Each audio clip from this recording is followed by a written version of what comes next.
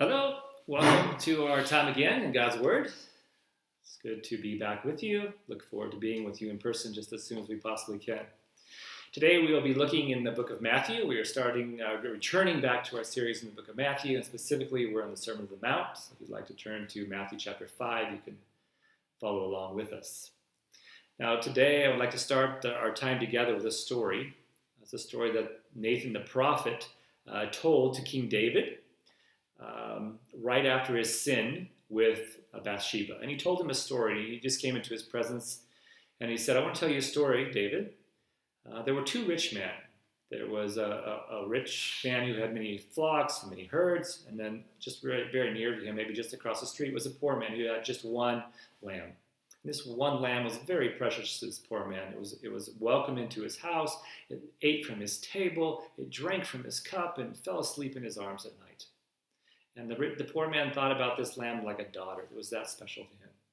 Now the rich man, he had a guest come to his house. And in order to be hospitable, he made a plan to prepare a meal for him. And so he wasn't willing to slaughter one of his own sheep, even though he had many. But rather he went across the road, got the poor man's one little lamb, slaughtered it, and fed it to his guest. Now David's listening to this story. He grew up as a shepherd. He certainly could relate to this story about relating to the lamb. And when he heard this story, he was very angry and says, this man deserves to die. Then the prophet Nathan said to him, you are this man. It was a story that Nathan told to show King David how sinful he had been to take Bathsheba, who was another man's wife, for himself. And as David heard this story, he had been relating to the poor man all the way through the story. And Nathan says, no, actually it's the rich man that represents you in this story. And Jesus is going to use a very similar technique in Matthew chapter 5. He's going to be talking about not murdering. And he's saying, you shall not murder. And maybe the first thing that comes to our mind when we hear about murder, we say, you're right. People should not murder. And if they do murder, they should receive the due and just punishment for their murder. And of course, thinking that Jesus is talking to somebody else and not to us. And then Jesus is going to turn around in this passage, and not specifically or literally, but in essence, he is going to say, you are that murderer. Now, most of us will say, but we've never murdered anyone. And Jesus will say to each of us, well, let's not get ahead of our story. Let's let Jesus tell this story. Let's look at this specifically in Matthew chapter 5, verse 21, and hear it straight from Jesus. Matthew 5:21, you have heard that it was said of old, you shall not murder, and whoever murders will be liable to judgment. But I say to you that everyone who is angry with his brother will be liable to judgment. Whoever insults his brother will be liable to the council, and whoever says, you fool, will be liable to the hell of fire. So if you are offering your gift at the altar, and there remember that your brother has something against you, leave your gift there before the altar and go. First be reconciled to your brother, and then come and offer your gift. Come to terms quickly with your accuser while you are going with him to court, lest your accuser hand you over to the judge, and the judge to the guard, and you be put in prison. Truly I say to you, you will never get out until you have paid the last penny. Now, Jesus has just said in the previous verses that he did not come to abolish the law and the prophets, or he did not come to do away with the Old Testament law, but rather he came to fulfill them. Jesus is not some new, fresh, different, completely new revelation, but rather he says, no, I am the one who is coming to fulfill what has been told all the way, or been taught all the way through the Old Testament scriptures, that I'm a continuation of the law and the prophets. I'm a continuation of the Old Testament scriptures. And so he is the one who is going to bring these Old Testament scriptures to fulfillment. And in addition to bringing them to fulfillment and completing them himself, Jesus is able to explain the true intent and the full extent, the full meaning of these laws to others. So Jesus was perfect not only in his external behavior, but also he fulfilled the law with his whole being to the full extent, to the complete meaning of what those laws were intended for. So in this next section in Matthew chapter 5, we're entering a section where he's going to deal with several different topics. Today we're looking at murder. Next week, adultery and divorce. The week after that will be on taking oaths and engaging in retaliation and loving your neighbor. And each of these sections are built off of Old Testament commands. So Jesus is going to take an Old Testament command and then he is going to flesh out that Old Testament command. And each of these examples will find out that these laws were not just randomly made up by God, but actually each of these laws that were given in the Old Testament flowed out of God's character and his perfection. And so they're not arbitrary. They're rooted in his perfect character and his perfect being. And they flow out. And so therefore the laws themselves are perfect as well. The psalmist says that God's commands are true and faithful and right and sure and pure and just. So God's commands are the perfect expression of God's perfect character. And Jesus is going to flesh these laws out so that we can fully understand the meaning of them. I think one of the difficulties that we've had in this current lockdown that we find ourselves in is that certain rules might seem arbitrary to us. You go shopping and you get 5 items in your cart, and you go up and you're able to buy 3 of those items, but 2 of those items you're not able to buy. And you think to yourself, who made up these rules and what sense do these make? Well, God's commands are not arbitrary. They come forth out of his perfection. And so they are perfect as well. Also, God's laws are not superficial. They don't just apply to our external behavior. So carrying out just the right behavior or the right external action is not in keeping with the full meaning of God's law. Unlike human government that cannot judge our motives or our heart attitude because they cannot know our heart, or we cannot know the motives of another person, God does know our heart. He does know our motives, and he requires that we obey him with our whole being, not just our external behavior. So when God says, love the Lord your God with all your heart and all your soul and all your mind, this is not a command for external obedience. This is a command for whole being response. And the second greatest commandment is love your neighbor as yourself. And again, this is not a law that is related to just external behavior, as we'll certainly see today. So Jesus says all these laws are summed up in these 2 laws, love the Lord your God and love your neighbor as yourself. So if that's the case, then we can easily see that these laws require a whole being response. There's not just some kind of external behavior that we can check off and say that we've kept the law. So it should not be a surprise to us that God is not going to be, that the requirement is not that we have just some external behavior or some external conformity to make God's laws like this. It'd be a great misunderstanding of what they are and where those laws came out of his perfect being and his perfect character. And so Jesus says to his followers, you have heard it said of old, you shall not murder, and if you do murder, you'll be liable to judgment, or you will be held responsible. This was the previous understanding of these laws. And so Jesus says to them, many people, even teachers of the law, might have interpreted you shall not murder as you shall not take the life of another. And then they would be drawing the line, a hard line for this law to mean you are not allowed, or it's against God's law to stop the heartbeat of another human being. We might say that's where this line is. You shall not murder means you shall not stop somebody's heartbeat. Now, it absolutely includes that, but is that really where the line in this law that God has given that's emanated from his character is? Is that really where the line is? Is it really the full intent and the extent of that law? What if you just maim someone? What if you don't harm them physically, but you slander them? What if you hate them and think about harming them, but you don't follow through? What if you wish they were dead? Or what if you find joy in hearing that something bad has happened to them? Where does the line get drawn?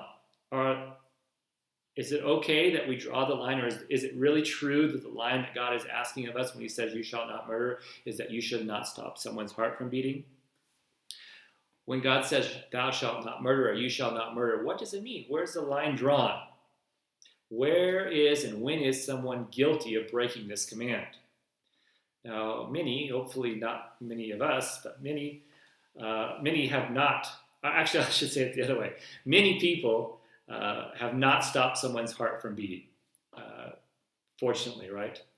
But we are guilty of breaking the law, you shall not murder, as we should say. Or maybe I should ask the question, are we guilty of breaking the law, you shall not murder? And next week there'll be another very similar question, you shall not commit adultery. Where is the line for committing adultery?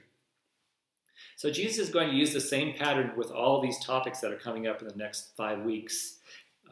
Whether it's murder or adultery or divorce or oaths or retaliation or loving your enemy, the pattern goes like this. You have heard that it was said, but I say to you. So now Jesus is saying, I'm going to give you a more complete understanding of this law.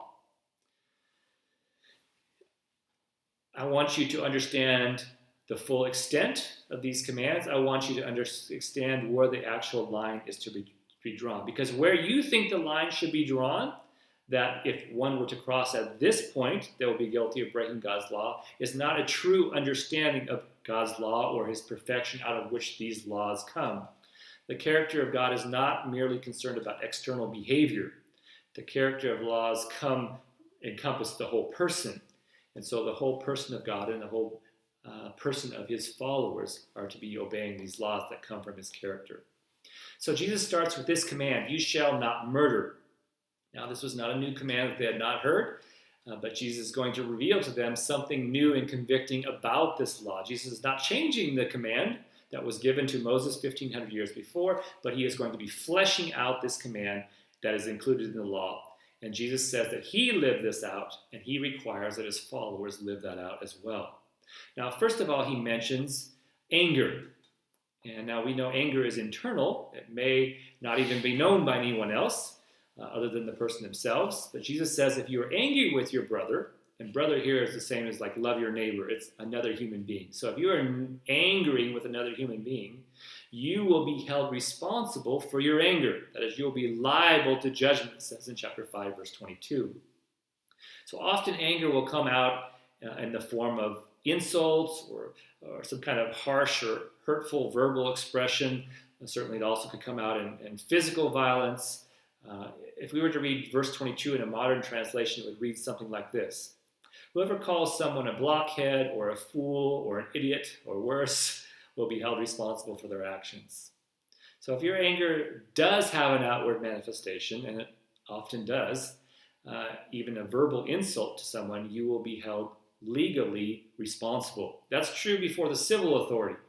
So what Jesus is saying is the line is not even drawn at stopping someone's heartbeat in the civil authority, and certainly we'll see in a minute, it certainly is not where the line is drawn before the divine authority. So he says even in the civil authority, if you slander someone or you speak harmfully about them or you insult them, you'll be held responsible before the council or before the local courts. You can even look this up online. I did just out of curiosity. And there's many defamation lawsuits that you have. Maybe I saw one about somebody tweeted something about someone, or if there's something that comes out in print, or maybe you just said something verbally, but there's witnesses. There are lawsuits where people are rewarded large cash payouts because they have been insulted. And Jesus is telling his followers, you can break the command that you shall not murder, even if you don't take someone's life. Even being angry and insulting will bring judgment before the civil authority. So the line for being held liable or responsible is not taking someone's life, even in the civil law. And neither is it in God's divine law. So first, we understand that the line is not really at just taking someone's life, but the line is somewhere further back than that, even for the civil law, the civil authority. But before the divine authority, we'll find that we'll also be held responsible before God, that we, it says in verse 22, will be liable to the hell of fire. Now, obviously, only God has the authority to hand down this judgment, which in this passage is specifically talking about the fire of Gehenna, the eternal place of punishment. So Jesus says, if you insult someone, not only do you deserve physical death, you deserve, and the just punishment is eternal death in Gehenna. In verse 22, he says, if one is angry with his brother, he will be liable or held responsible for this action. To be angry or to be angry and insult someone, or to be angry and kill someone is breaking this commandment, you shall not murder. Now, that does not mean that there's no difference between being angry and taking someone's life. I think we would all agree that we would be happy to have 50 people angry at us, or 500 people angry at us, or 10,000 people angry at us, rather than having one person take our life. So the point is not that being angry with someone and taking someone's life are one and the same. The point is that both are equally breaking the command and equally deserving punishment before the civil authority, but also before the divine authority. Being angry and possibly following through with some external action, like an insult or physical violence, brings judgment, both in this life, but also before the divine authority for all eternity. You will reap what you sow. If you sow anger, you will reap judgment. So you can see how Jesus is taking this line of what it means to you shall not murder, and he is moving it back. Even the civil authority moves it back to insults. But Jesus says that the divine authority moves it back even further to being angry. Being angry in and of itself is deserving of eternity in Gehenna, or the hell of fire. Now, this is where the story of the little lamb and Nathan, that Nathan told David, comes back to mind. Because when we hear the command, you shall not murder, we immediately think it applies to someone else, just like David did. And we passionately say that they should face the judgment for their horrific act. But Jesus then explains the full intent and the extent of this command, you shall not murder, and we realize that he's not talking about someone else, but he is saying, you are that man, you are that woman. And hopefully we will have the same response that David did, where he says, I have sinned before the Lord. Now, what if you have harbored anger in your heart for the last 6 years towards someone, or the last 6 days towards someone? This is probably a really good passage to be looking at while we're in lockdown. Or you became angry with someone this morning and you insulted them and you said, you idiot, or maybe worse. What happens is that you have broken God's law. And maybe before the civil governments, you are guilty and deserve punishment for what you have done or said in your anger. But certainly you have broken God's law when you allowed your anger to gain this foothold in your life. Now, hopefully very few of us have taken someone's physical life. But most likely, once we understand the full extent and the full intent of this law that comes out of God's character, we realize that we have all broken this law. And we've broken it often, probably. And the implications are severe. Ultimately, it says we deserve punishment in fiery Gehenna, the eternal place of punishment. And it's not tied to taking someone's life. In the last part of verse 22, it's tied to insulting someone and calling them a fool. And then he says such a person is liable to punishment, talking about eternal punishment in the Gehenna, or in the lake of fire. So while we know that it's possible to be angry and sin not, we call that righteous indignation. While it's possible that we might experience that, most often our anger is not righteous, and when it is not righteous, it is sinful and has huge implications for us. So if we find ourselves caught in the sin of anger, what should we do? Obviously, just ignoring it and letting it fester, or hoping that it will pass, or pretending like it's of small consequences is not an option, because Jesus has just told us, if you sow anger, the just punishment is eternal punishment in the fire of hell. At the very least, it should be a huge wake-up call to us that is most certainly not of small consequence. If you are angry, it is not of small consequence. There is no larger consequence between the connection of what he said. If you insult someone, or you're angry and you insult someone, the just punishment for that is the hell of fire. There is no smaller consequence. So we must wake up and realize that it's not a small thing, or a thing that could be ignored, or a thing that could be passed over, that we could pretend did not happen. It must be dealt with. It has to be dealt with, because the consequences are the most severe consequences that are humanly possible. So there is a right response. And that right response is that we would reconcile with the person that we have offended or that we are angry with. You'll find this starting in verse 23. So if you are offering your gift at the altar and there remember that your brother has something against you, leave your gift there before the altar and go. First be reconciled to your brother, then come and offer your gift. We have some good other verses to look at, cross references. In 1 John chapter 4, verse 20 and 21, it says, If anyone says, I love God, and hates his brother, he is a liar, which of course would be an additional sin. For he who does not love his brother whom he has seen cannot love God whom he has not seen. And this commandment we have from him, whoever loves God must also love his brother. Your relationship with God in this world is a reflection of your relationship with other people in this world is a reflection of your relationship with God. If you love others, then that's a reflection of God's love that is coming through your life. Another passage in 1 John chapter 4, verse 7 and 8 says, Beloved, let us love one another, for love is from God, and whoever loves has been born of God and knows God. Anyone who does not love does not know God, because God is love. If we love others, we're told here in this passage, it's because God's love is advancing through us. His character is perfecting itself in us, but is also coming through us. Also, if we hate others, then obviously we've lost our connection to God, who is love, and that perfect love is no longer coursing through us. So he tells us in verse 23, to worship God, we must be connected to God in fellowship. And if we are cut off from God by our hatred towards another human, then we cannot worship God. And so he says we must stop what we're doing in our worship and reconcile with his brother so that we can go back and worship. He makes it clear that we are to stop all pretending to worship because it's worthless. We are to immediately stop worshiping, go reconcile with your brother, then resume your worship, because you cannot be angry with your brother and worship God. And the only way back to worship is to reconcile with your brother, restoring that relationship with your brother or sister and also to God. But the one thing that you can't do is that you cannot hate your brother and love God. Or you cannot hate your brother and worship God. Impossible. Now, some people don't go to a church because they consider it a place of worship, which of course it is. And the reason they don't go to church is because they've had some kind of confrontation with another person, maybe in the church, but maybe someone out of the church. And they don't want to go to church and feel like they're a hypocrite. And so they choose not to go to church so they don't feel like a hypocrite.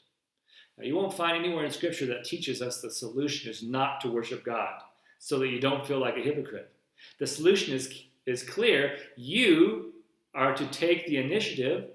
You are to go, and you are to work hard to reconcile with your brother. And then once you have reconciled, you're to come back and offer your gift with a pure heart and a clear conscience before God. Choosing not to worship because you are at odds with someone is a lazy and a sinful response.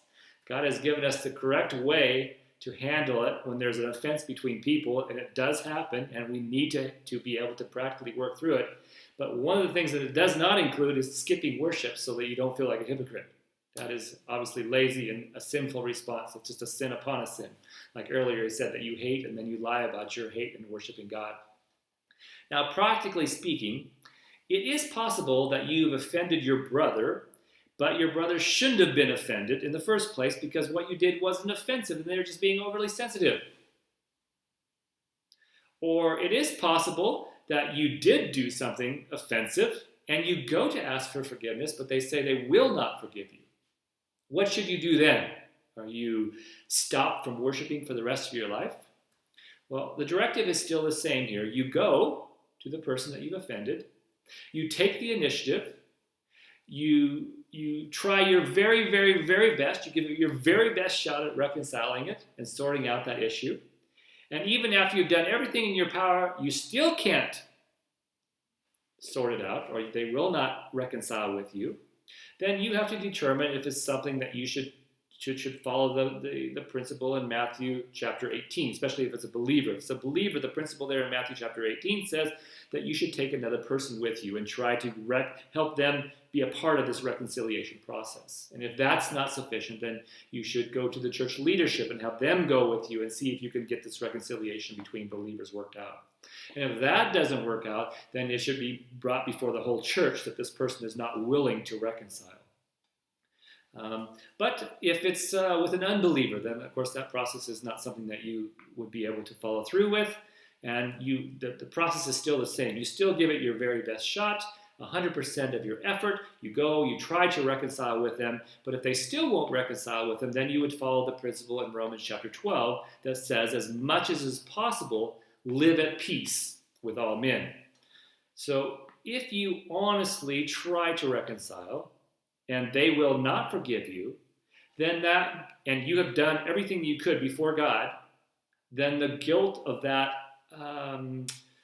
difference that you have between you would fall 100% on them and not on you anymore, to rest on them alone. Now, it's possible this could happen. It's very rare. It should never be an excuse for us not to go and give our 110% to make that reconciliation, because one day we're going to answer before God, and He will, of course, know if to what extent that we tried, if we really, really put ourselves fully out and did everything that was humanly possible. And if that's the case, then we've done it all before God. We can come to Him and say, God, I did what I could. I'm back before you. I do have a clear conscience now, because there wasn't a single solitary thing I could do in addition to make this work. Generally, however, if we'll follow the teaching of Jesus, and we will go with a humble and gracious heart, we will be able to reconcile. But if not, we need to make sure that we handle ourselves in such a way that the guilt is no longer on us. Now, it's not a matter of meeting someone halfway, that there's been an offense, and you go and you say, I'll give 50%, you give 50%, we can work this out, great. That's not what he's talking here. He's saying you go and you give 100%, and then you give even more than 100%, even to the point of being willing to take a loss upon yourself. And if it's still then they will not reconcile, then you can, with a pure conscience and a clear conscience, say, there's not one more possible thing that I can do. I'm back before you, God, to worship you with a pure heart and a clean conscience. You be my judge, God. Now, whose responsibility is it to approach whom? And the answer is, it's your responsibility, because it is your worship that's at stake. The other person's worship might be at stake as well, but that's not your responsibility. So who should go and reconcile? And the answer to that is you should, whether you are the offended or you're the offender. Believers should not have unreconciled differences between themselves and unbelievers, and they should not have unreconciled differences between them and other believers. And so, if necessary, we should be willing to take a loss, but we need to do whatever it takes to get this relationship restored. For two reasons is what the rest of the passage is going to talk about. The first reason is so that we can freely worship. Now, can you put a price tag on freely worshiping and freely relating to God, so that you can come to before God with a pure heart and a clean conscience and commune with God and fellowship with God and relate and love and serve and honor? Nothing compares to that. Certainly not some offense that took place 3 years ago, regardless of how big it seems. So it's very important that we do whatever we possibly can do so that we can be free to worship, because there is nothing that measures up to worshiping our Lord and Savior, serving Him, loving Him, worshiping Him. And if we have an offense between us and another person, that is hindered, clearly. The second reason that we reconcile beyond enables us to worship is so that we would be free. You've already seen anger has consequences before the civil government. Anger can often lead to actions that leave you liable to judgment and punishment. And if you find yourself in such a situation, you should do everything in your power to reconcile before that judgment is handed down. Now, we know anger is wrong. It's sinful. It's a direct violation of the command not to murder, because that command comes out of God's heart, which is a perfect heart all the way through, not concerned just with the external behavior, but the whole heart of this idea of not murdering someone. It's a heart issue, and it boils down to that. So Jesus is very clear. The line begins in the heart, not down the progression somewhere with harsh words, insults, or physical violence, or even taking someone's life. So he says, in the past, in the days of your ignorance, before the full revelation of Jesus Christ about the full intent and the extent of this commandment, some might have thought that the line that could not be crossed was taking someone else's life.